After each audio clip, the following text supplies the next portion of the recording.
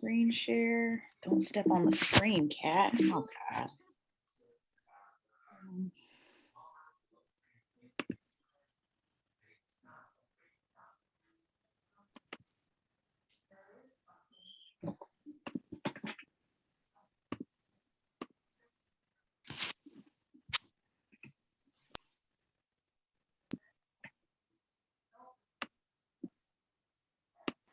All right, let's do this. I think messages have come through. Everybody's on that's going to be on. So I see a lot of familiar faces. Go ahead and mute yourself if you know how. I may be able to, if anybody needs help with that, but I think we're all good. So a lot of familiar faces. I will open it up for questions at the very end. And then there's people that have done the detox before, and I'll open it up for them as well to share their experience. So a few of you have my phone number. So if anything goes wrong during this, text me, let me know if technology goes out, in or out or anything. And you have the materials. I sent those out in an email today. If you did not have a chance to look at those or didn't get them, I can resend those to you. It was supposed to be 2 booklets, but Constant Contact didn't allow the file size of the second booklet. So what I'm going to talk about tonight is why we do the detox, how to do the detox, the science behind it. So, and this is just the perfect time of year. We always have our best results in the January detox. But we're going to hit on changing how you eat, how you rest, and how you move. Not really how you move, because we're taking care of that at Studio 348. But if you weren't a member, then we would talk about doing strength training, interval cardio, the flexibility. We do want you to move daily during your detox and as a lifestyle, but not 7 days a week of high intensity exercise. Can be 30-minute walking. So that is part of a healthy lifestyle. But the main thing we're going to focus on tonight is the food and the rest, because those have a huge impact on hormones. So a lot of times we try to willpower our way through a diet, like counting calories or restricting calories or balancing macronutrients, the protein, carbs, and fat, and managing those numbers, or just this constant willpower and trying to discipline your way through it. I've got to get the kitty out of here.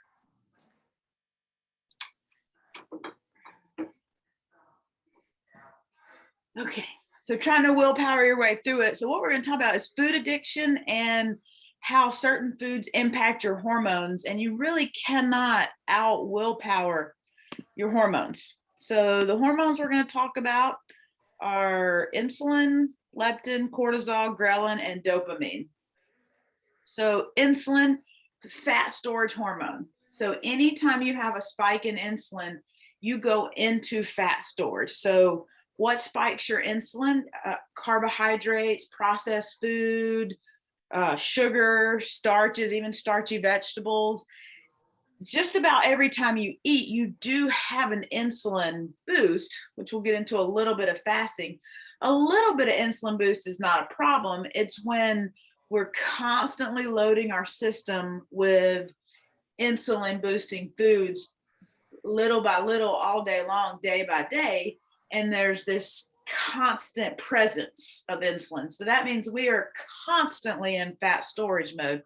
So the purpose is to get you out of fat storage mode. Another thing that happens when you have this constant presence of insulin in your body is that you become insulin resistant. So now you eat the carbohydrate, your pancreas pumps out the insulin, and your insulin is and that's used so that you can process the sugars into your cells. So that's a good thing. You want that. But when you keep pumping it out and keep pumping it out, all of a sudden your body basically develops a tolerance. And so you need more insulin to have the same effect. And that's when you get into insulin resistance. Probably heard insulin resistance. So when you get into insulin resistance, then you're pumping out insulin, fat storage hormone, and your body's not receiving it. So it's like, oh, we need more insulin. We need, and it just keeps pumping out more. So it doesn't matter if you're eating broccoli, you're storing it because you're in insulin resistant and in fat storage mode. When you get into insulin resistance or just elevated levels of insulin, we'll move to the next hormone. We get into leptin resistance. So leptin is your satiety hormone. It lives in your fat cells and it tells your brain, stop eating, you're full. It's your brake on your appetite. So when you're eating processed food, sugar, carbs, you get the insulin, fat storage, it keeps going, and then suddenly you become leptin resistant, and now you can't get full while you're in fat storage mode. So that's a double whammy right there. So if we can reset those two things, you're going to get full faster and you're going to burn fat faster. So that's the first two things that we want to work towards. And when we get into what we're going to be eliminating, every single one of them, or almost every single one of them, impacts your insulin. Then cortisol and ghrelin and dopamine. So cortisol, we know that is the stress hormone. The more cortisol you have, the more you store belly fat. So if you're eating carbs and sugar and you're in insulin resistance and you're in leptin resistance because you can't get full and you're stressed out about that or for something else, you're storing it in you have a propensity to store more of it in your belly. So it's just one thing after another when we're in this phase or in this space. Then ghrelin is our hunger hormone. So that is the hormone that tells us we're hungry. Leptin says, hey, you're full, stop eating. Ghrelin is, hey, you're hungry, you need a meal. This is when I talked about how rest plays an impact in your hunger hormones. When you don't get enough sleep, you have a spike in ghrelin and a reduction in leptin. So then your hormones are saying, you're hungry, you're hungry, you're hungry, and you never get full because the leptin is not being responsive. And you're in fat storage mode because the insulin is elevated. Then we've got dopamine. Dopamine's your feel-good hormone. A lot of times we will turn to food for dopamine or for that feel-good, the chocolate, the carb. I just need comfort food. That brings up the dopamine. When you get adequate sleep and proper movement and really good balance of omega fats and good foods and protein, your dopamine, you have a natural increase in dopamine, so you will not need to turn to food to get that feel good. So all of that, when I get to this elimination stuff and it starts to maybe feel a little overwhelming, think about all these hormones that you're going to regulate. It's not going to feel that restrictive. It will a little bit, but you'll start getting that dopamine back. You'll start getting that leptin sensitivity back. So you'll start to feel full. So this is not a starvation diet. It is an elimination diet, but it's not a starvation diet. I'll say this now, and I'll probably say it again. We do not want you to be hungry during this. If you are hungry during this, it's time to eat. And if you're eating something from the approved list, you'll be satisfied quicker. And if you're not satisfied, you eat a little more of something from the list there. And then eventually that appetite starts to regulate. But don't power through hunger on this. I know I just kind of opened this talking about how long I made it through a fast and hunger.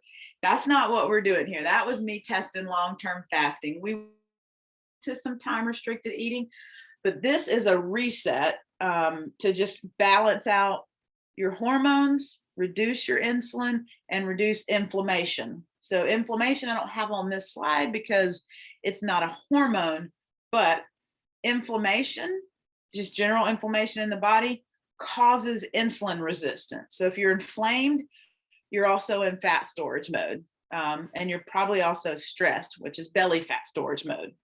So this is how all of these work together to affect your metabolism, your appetite, inflammation, and food addiction. I'm not going to talk much about this slide. If you would like a copy, you can, I will send it to you. But basically, this kind of makes me dizzy to look at. Basically, this is a chart of what I just said, that this first box, the consumption of insulin spiking food, you get insulin, fat storage, leptin resistance, no ability to suppress your appetite. There's a little typo there. And then you repeat this over and over. Then the second box is the same thing happens with high fructose corn syrup, or HFCS, and except it's worse than insulin spiking. It actually gets mainlined straight to the liver and turns straight into fat and inflames your liver, and you get fatty liver without the alcohol. So you can get alcohol-like fatty liver by having high fructose corn syrup. All right. And then the next thing is gut health and metabolism. So you've got good bugs and bad bugs. So they've really haven't been studying gut health for that long, just maybe 20 or 30 years, like deeply studying it. And they've already found 500 species of bugs that are directly influencing digestion, metabolism, and inflammation. So we can starve the bad bugs out by the elimination diet, and then feed the good bugs by putting the good stuff in. And we'll get to the good stuff. I know I'm telling you all the stuff we're going to take away. You're going to get to eat a lot of good stuff, and there's a lot of food in there. So Dr. Hyman is one big program that I adapted this from, says your weight may be controlled more by what your bacteria eat than by what you eat. So as you starve out the bad bugs and increase the good bugs by eating greens and good healthy food, then those foods, or the bugs start consuming that food, and then that's less for your metabolism to have to burn through. The bugs actually will digest those foods for you. So gut health is very important in metabolism. So it's not calories in, calories out. Can that work? For a little while, and for as long as you manage specifically the numbers day by day, month by month, year by year. But when you change going from a quantitarian, from counting calories or balancing macronutrients, to a qualitarian by having all of these good foods in and bad foods out, you get to eat a little bit more and still manage your weight. But it takes time and effort to make these changes and sustain these changes. All right, so what are we taking out? Sugar, processed food, grains and gluten, dairy, alcohol, legumes, and caffeine. You'll see some asterisks there. So any sugar, anything that is a sweetener at all, so honey, maple syrup, anything that sweetens anything, for 10 days. This is 10 days, not all. There's a transition period. We're doing a complete reboot, and it's basically like diet rehab. You got to have 10 days of complete abstinence from some of these substances so that you can shut down and come back with a brand new metabolism. So processed food, that's basically anything with a label. And you'll see, it would have been in booklet 2 in that email I sent. I think it was nutrients and ingredients. I have it listed in there. This is all the different names for sugar, all the different names for MSG, all the different names for sugar alcohols. You don't have to memorize that list. If it's not a food, a real food that was planted by a person or grown, or an animal or plant, basically, then it's not part of the 10-day reset. Gluten and grain. So sugar and processed food, we know that spikes up the insulin and gets you a food addicted. Grains and gluten, specifically gluten, grains are gluten, but gluten is inflammatory, low-grade inflammatory for most people. Inflammation causes that insulin resistance, which puts you in fat storage mode. So we're going to cut that out for 10 days. You can add it back in and see what you're sensitive to, and we'll have that. But just think 10 days. Dairy, same thing. Dairy can be inflammatory for people. Some people don't have a sensitivity at all, but until you pull it out for 10 days and add it back in, it's hard to know because you might have this low grade inflammation from it over time. Alcohol, that's a toxin. We know that. So that's going to come out for the 10 days. And then we've got legumes and caffeine. So for the longest time, Dr. Hyman's 10-day detox completely pulls out all legumes. None. I still recommend that unless you are a completely plant-based eater, because a plant-based eater only has a little trouble getting enough protein in on this detox when we're pulling out the dairy, because you're getting a lot of that from your yogurts and things, and we're pulling out the grains and gluten. If we pull out legumes too, it becomes very difficult. So if you have to choose, I would suggest quinoa over legumes. So I don't have quinoa under grains because quinoa is technically a seed. Depends on what source you use. It's whole grains, but it's derived from a seed. So it doesn't have the same blood sugar spiking, insulin spiking effect. So you'll see in the resources, you can have half a cup of quinoa per day. But if you're a plant-based eater or you don't like quinoa, you can have legumes. The reason legumes are pulled out, because in a lot of ways, like black beans are very healthy, but here we're working on insulin restoration and insulin lowering. So legumes and beans tend to spike blood sugars for a lot of people.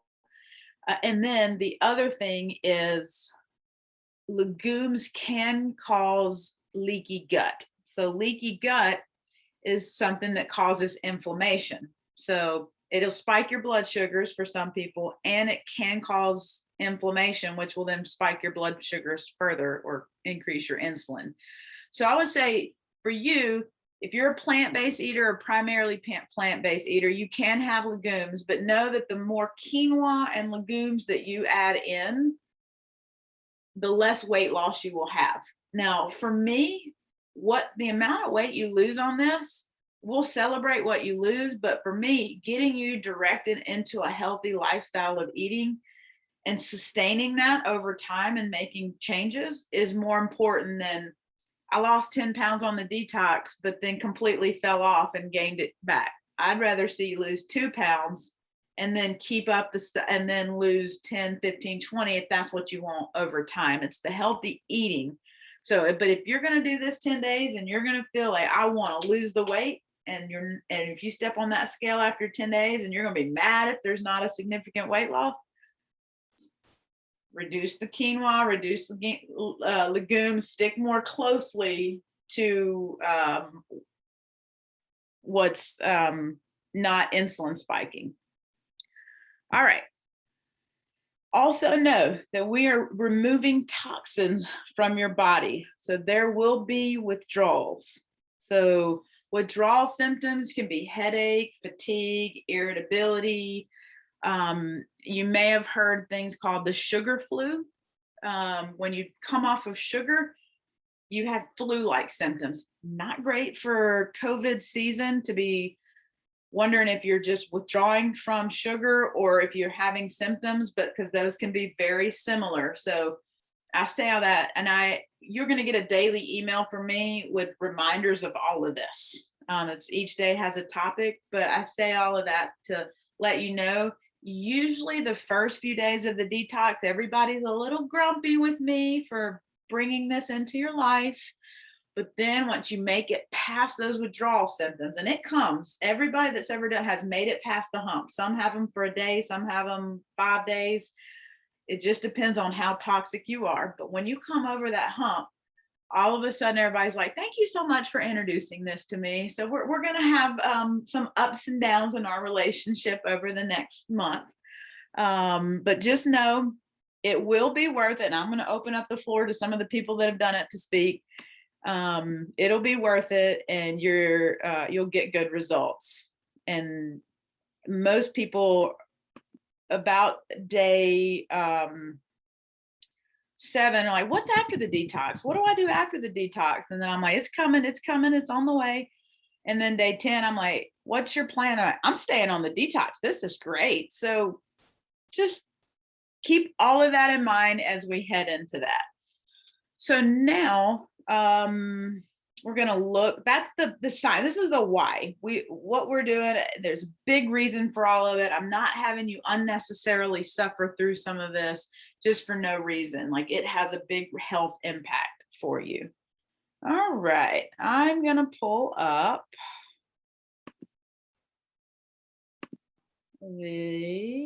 so my booklet here is a little different. This is would have been the complete booklet. And you don't have to have yours up with me or anything. I'm just gonna make sure I covered everything that I wanted to cover.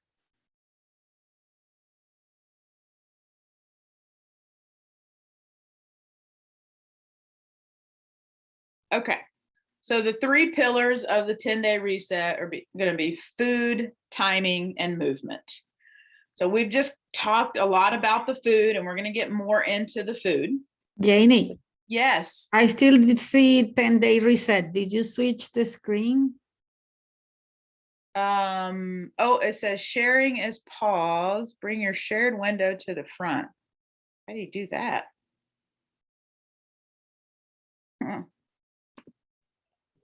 Stop sharing and then start sharing again, Janey. Thank you.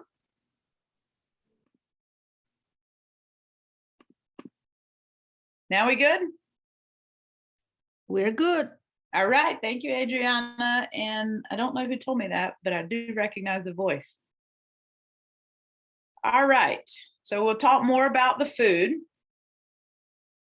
Timing. So the 2 things that we're going to talk about for timing today are when you eat and when you sleep.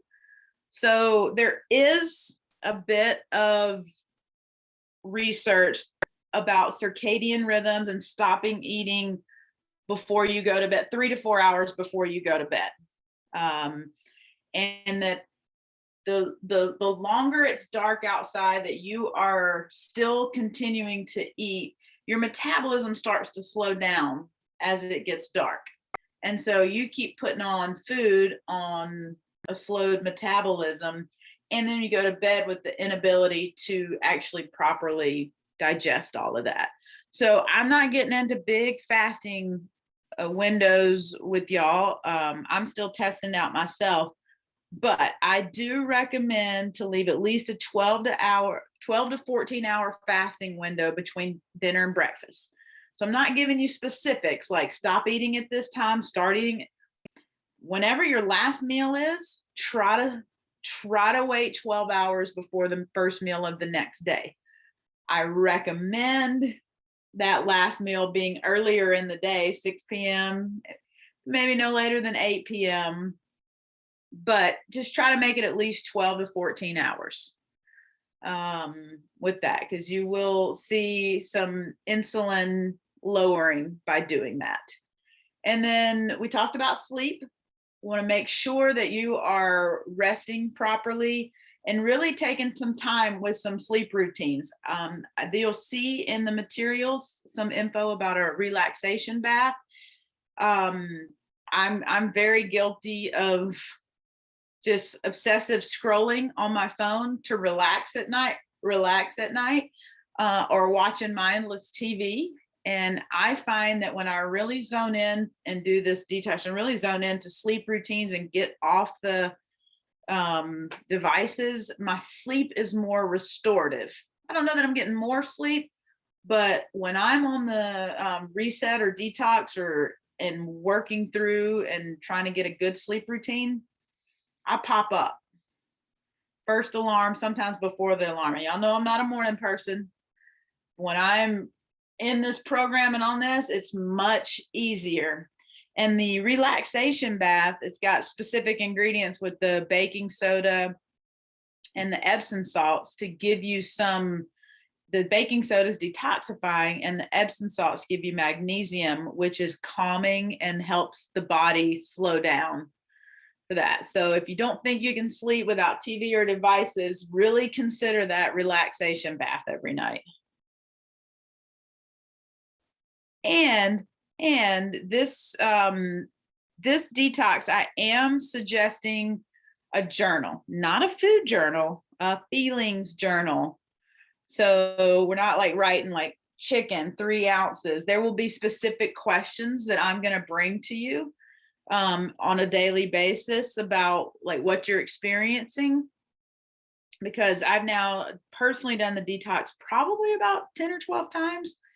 I keep calling it detox. I'm trying to rebrand it to reset, but I found that when I am jotting down thoughts and feelings, I'm more successful, and it's not as hard to make it the 10 days. So I'm now a believer, having done it. First, I was like, we're not going to do the journal. If you like journaling, journal. If you don't.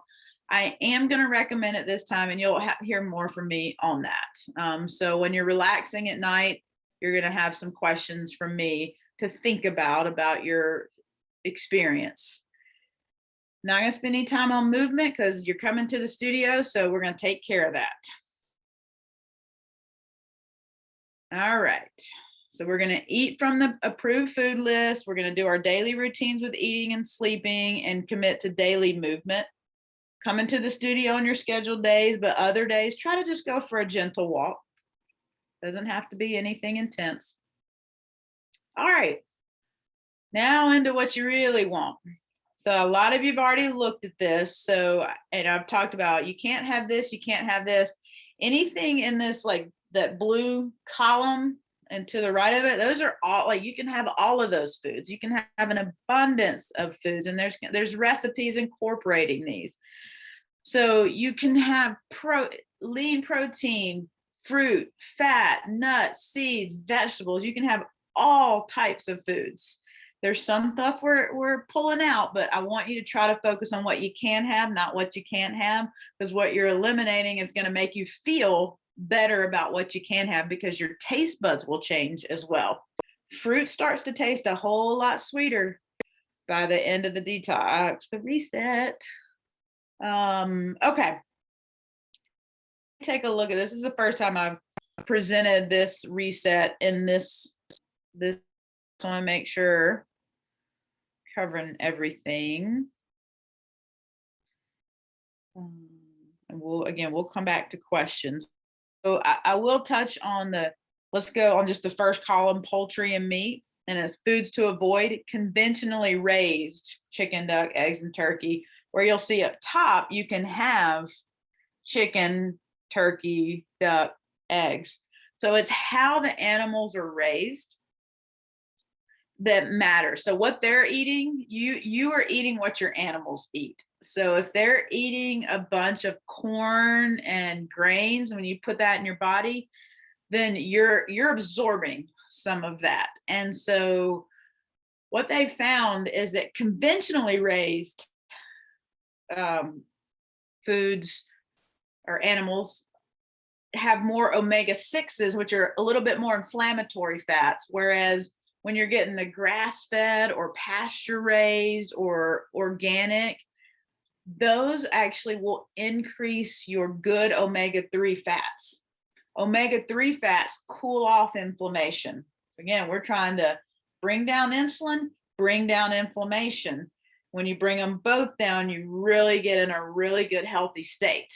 So it's not just what you're eating, or it's how it's raised as well. Now, don't get too caught up. If you're spending hours at the grocery store and you get stressed out, just get whatever chicken's there. Like, this is ultimately like getting you into the lifestyle of eating quality.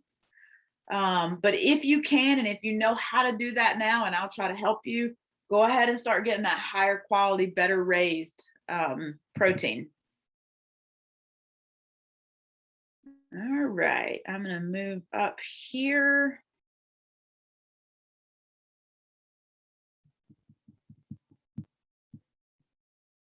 Let's see anything that I haven't covered, or that we'll get back to questions. Oh, so you will see pasture raised butter or ghee. Ghee is, I don't like ghee. It just has a flavor to me that just, like, I'll tolerate it, but it's not my favorite. So you can have some pasture raised. Now, don't go wild with it, but if it's the higher quality butter and it gives you just enough flavor to enjoy the broccoli or the thing that you really don't like to eat, but you're trying to because it's healthy, that's okay. That kind of goes in that category with beans and quinoa. Know that the more of those things you put in, you might not see as significant of a weight loss at the end of the 10 days, but you also probably won't feel nearly as deprived if you're feeling deprived. And so it might allow you to sustain this longer. So this is a know yourself. I don't feel deprived without quinoa and beans. I feel deprived without coffee. That's the thing I forgot to talk about. So caffeine is addictive. So we're trying to detox from anything addictive. So it is addictive. And I would love for everybody to try one of these 10-day resets, caffeine free. Having said that, I've done it a couple times, and it's all I think about is having that cup of coffee on the 11th day. And it's almost in an unproductive way. Like it's consuming for me. Whereas once I break the sugar addiction, it's not as consuming in my head. The caffeine thing, like that morning cup of coffee in my hand, in it while I read or commute in, it's more of a spiritual experience for me. So I feel like I lose out on that. So I do try to go 2 or 3 days to get through that caffeine headache. To know, all right, I've broken the addiction. I'm feeling clear and better.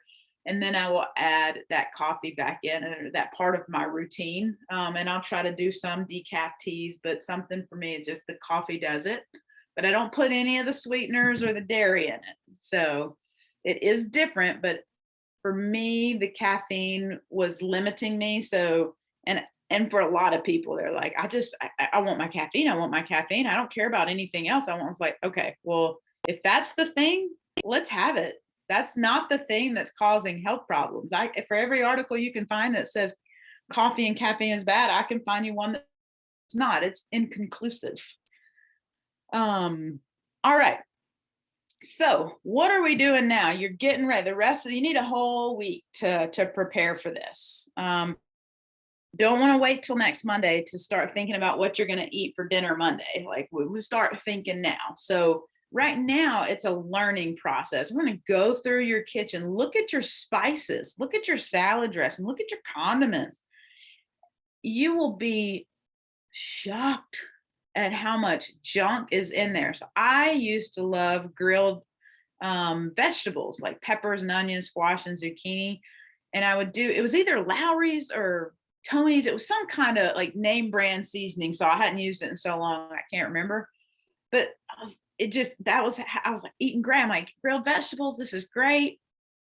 I started really paying attention to the second ingredient in my seasoning salt was sugar. So I was basically eating candy coated broccoli as far as my health was concerned and how my body was responding. I was losing out on a lot of the benefit by the salt I was used to. Really pay attention. This is where you're going to start looking. And then it's like, all right, well, if I can't use this, what am I going to replace it with? You've got to go into the stores or go into Thrive Market, that link I sent, and start really. I found a brand of hot sauce finally that works for me, because a lot of the hot sauces have additives in it and binders. So Siete, Siete, Siete brands, they don't have anything. So it took me a lot of time in Whole Foods reading hot sauce labels to come across it. The reason that I'm not going to have like, here's where you get your hot sauce, here's where you get your seasoning, is because I used to do that, and food companies constantly change up what they're in. So I was recommending this thing, and then somebody came back and they're like, hey, they've got this acid in there. I was like, what?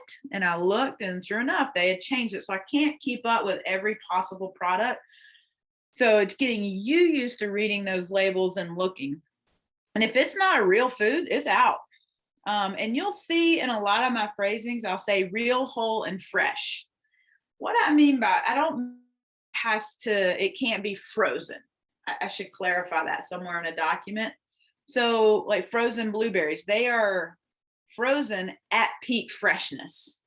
But I want you to look at that blueberry bag, because a lot of times if you look at the ingredients, it's not just blueberries. It'll be blueberries and a preservative. not having preservatives. So you have to look at labels. So it can be frozen broccoli or frozen something, as long as it's just the real food and no preservative or dyes or artificial sweeteners or gunk in it. Let me clarify that. So we're getting rid of all the junk, looking through it. Now you can throw it away if you think, oh, I didn't realize that, I'm never having it again. Or you can just move it aside for your 10 days and then make a decision. But I want you to, you don't have to stock up on everything now. This is pretty much directly from a combination from Dr. Hyman's 10-day detox and, which is a very popular elimination healthy diet program. This is kind of both of those combined, but instead of 30 days is 10 days. So these are the things that if you have these in your kitchen, then if you get some protein and vegetables, you can take all of these ingredients and come up with meals. And as you practice new recipes, then you'll start to develop like how to mix and match the vinegars and the salt, sweet, the acids, all of that stuff. I'm not much of a cook. I'm a very simpleton when it comes to cooking. I don't like recipes, and I'll go over it. I think in your packet, this first packet, you have a simple meal plan. The packets got broken up today. So I will go over that. I'm more of the simple meal plan person. So this is what we're working on this week, clearing out grocery list. Then you've got a checklist here. This is what we're doing. We're prepping the kitchen. We're throwing out the junk, stocking up in essentials. Start to plan your meals now. Use these resources. Ask me questions. If you see a recipe that's not in a resource that I gave you and you want to know if it's compliant, send it to me. I'll look at it. I may not be able to tell you like, oh, take this out and replace it with this, but I can say, that doesn't fit because of this. But if it's not real, whole, and fresh, it doesn't fit. So it's going to take some time planning in the next few days. I really would love to see you plan out all 10 days. And don't think you have to eat something different for dinner. Like, you don't have to come out with 10 different dinners. You can do a rotation and you can have leftovers for lunch the next day. So you don't have to complicate this. It can be simple, but if you're wanting recipes and new flavors, go for it.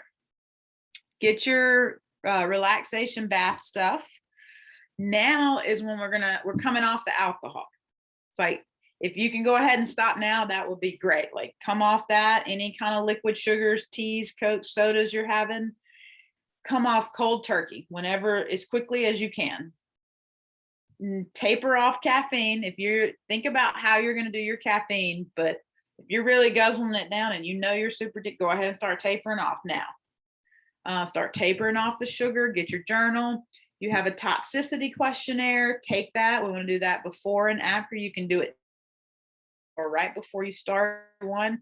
I want to see more than just results on the scale. I want to see a lot more, and you will find, like, we've seen people drop like 50 points in their toxicity during this.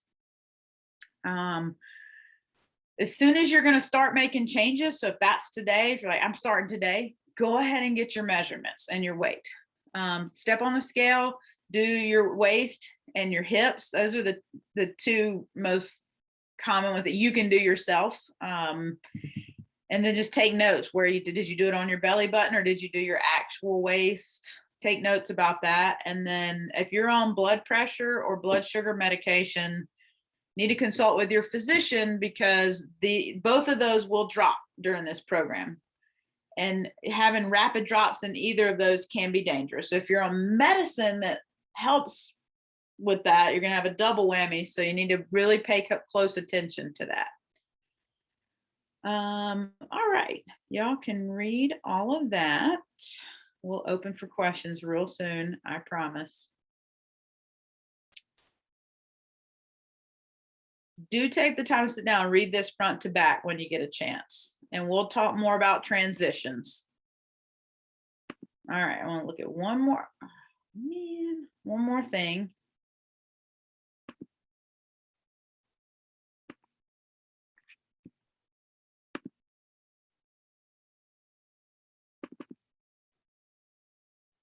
Stop share.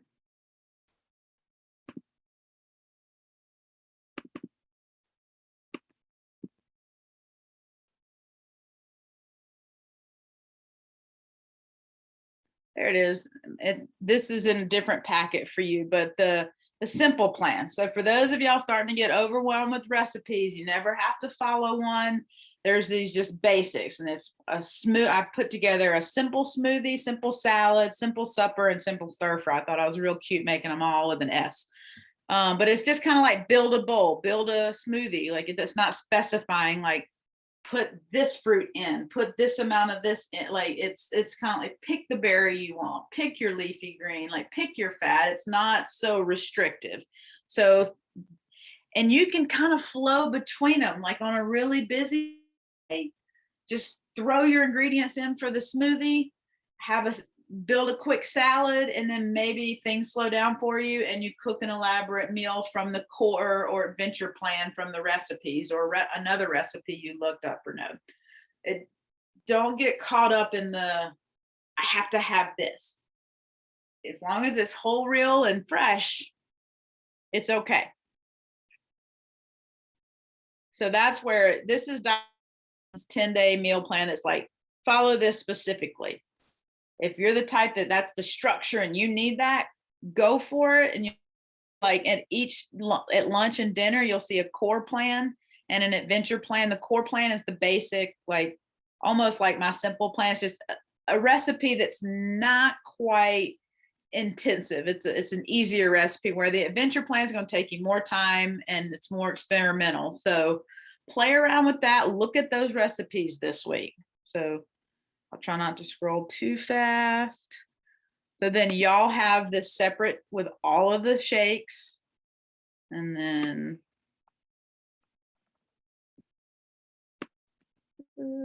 then you have this is the nutrients and ingredients, is I think what I titled this, but this is just for your information. These are super healthy foods if you're trying to detox or reduce inflammation, adding these things in specifically for those things. And you can look at that resource. Gut function, blood sugar balancing.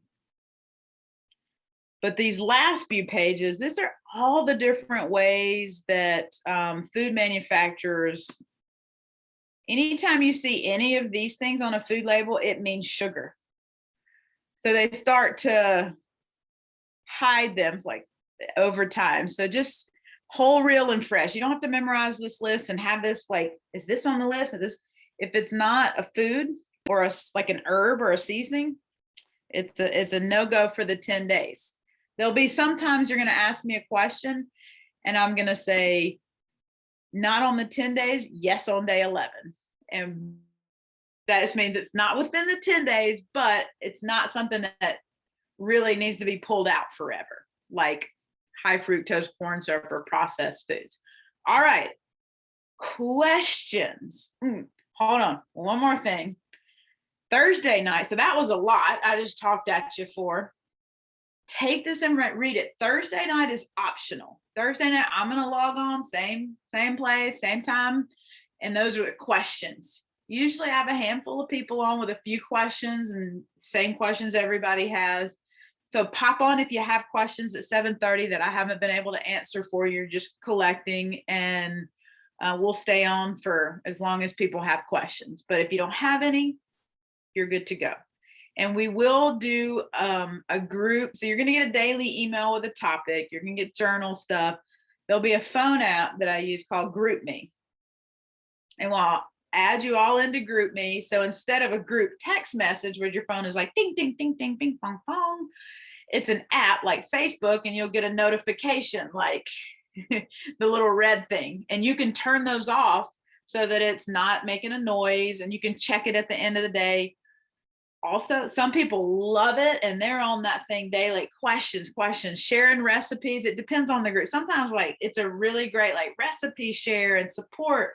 And other times it's like people that just get new to this and they have questions and comments. And so some people love it. Some people don't. If I add you and you're like, this is not for me, and you can, it will not offend me. If it's not productive for you and it's stressing you out, hop out of there. No problem. But know that I can show you how to shut down all the notifications so that if you want the resource when it's on your own time, you can do that too. All right, now y'all can talk. So questions?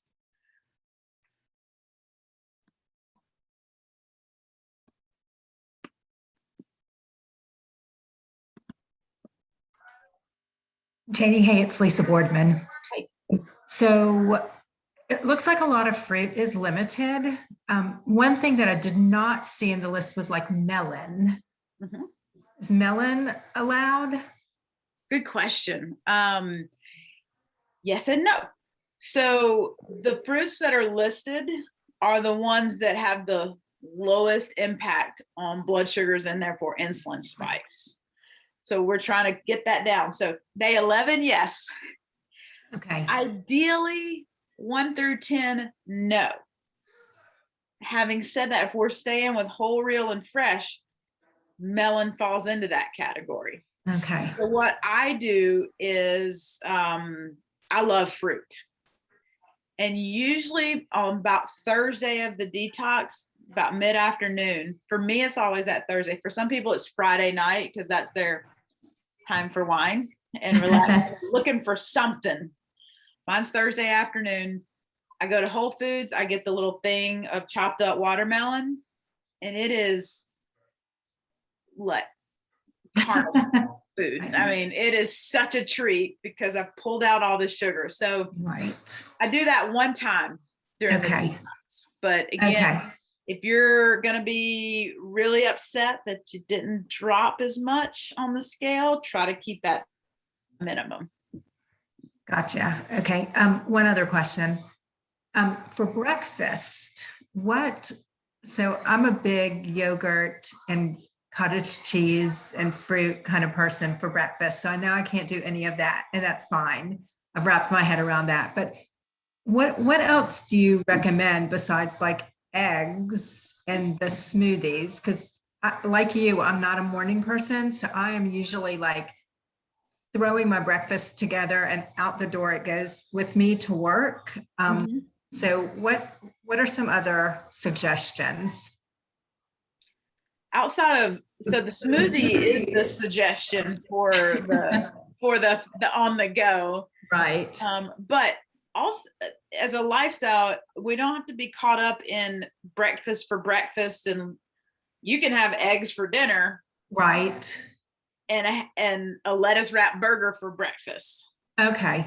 So, but for the only thing I can think of off the top of my head is smoothie for the quick. Right. Okay. And eggs for the go. Okay. Gotcha. Or don't have to go. Thank you. You're welcome.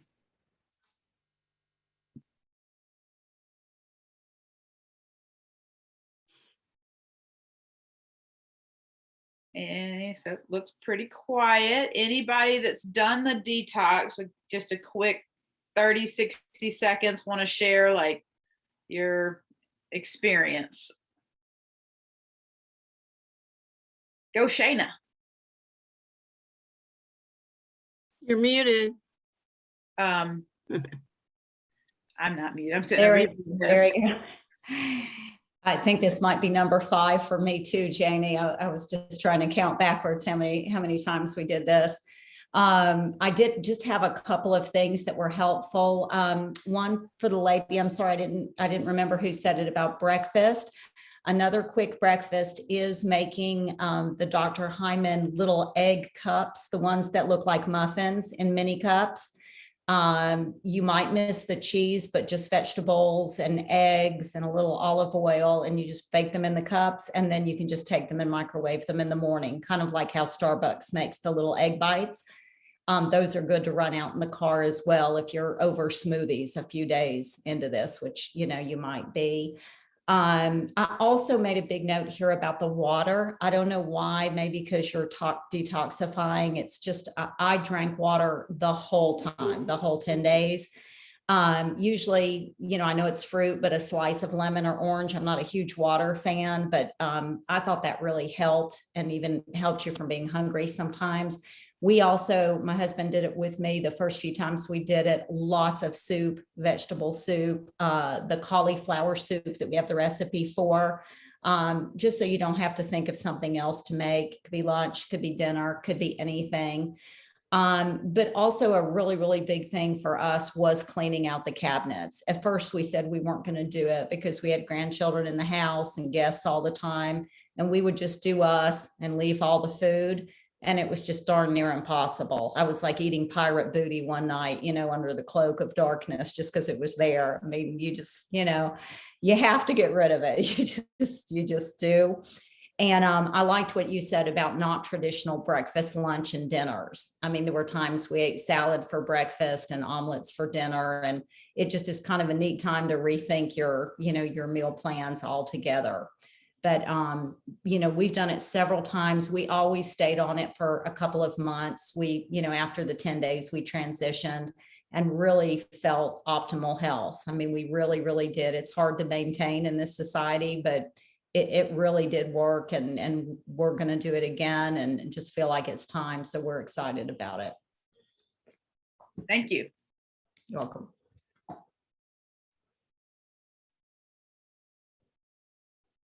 I do believe that the group helps a lot and that the group me is super helpful. Like the second day is kind of a killer.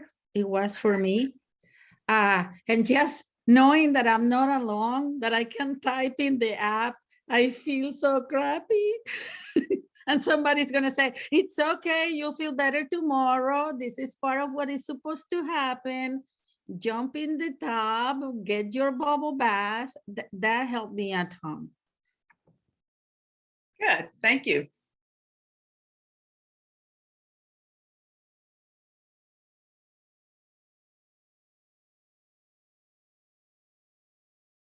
All right.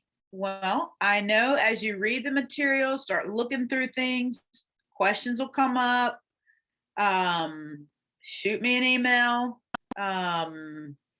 This being on this tonight does not commit you to the detox.